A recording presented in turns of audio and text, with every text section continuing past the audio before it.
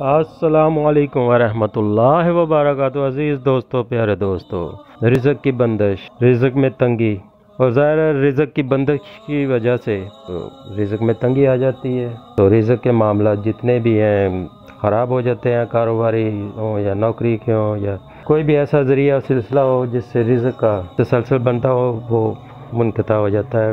تو یہ صرف جادو کی وجہ سے جو بندش لگ جاتی ہے، اس کی وجہ سے یہ سارا کچھ ہو جاتا ہے۔ تو اس کو ختم کرنے کے لیے بہت آسان سا ایک فارمولہ ہے، بہت آسان سا ایک وظیفہ ہے، اس کو آپ کر لیا کریں اور اس کو کنٹینیو کرنا ہے اور اس کو کرتے رہنا ہے ڈیلی۔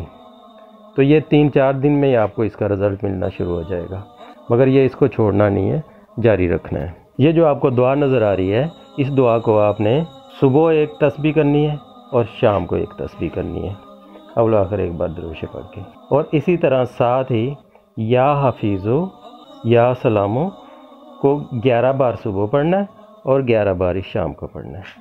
تو یہ آپ نے زندگی میں معمول بنا لیں تو انشاءاللہ تعالیٰ گھر میں رزق کی کمی نہیں ہوگی، رزق کے ذریعے اور سلسلے بنتے جائیں گے اور رزق میں کبھی تنگی اور محتاجی نہیں آئے گی۔ الحمدللہ بہت زبردست، بہت ہی یہ پیارا وظیفہ ہے، اس کو آپ کر لیجئے گا، اللہ تعالیٰ آپ کی ساری پریشانیاں دور فرما دے گا۔ اللہ تعالیٰ آپ سب کو اپنے حفظ و ایمان میں رکھے، مجھے اپنی دعا میں یاد رکھیے گا۔ اللہ حافظ۔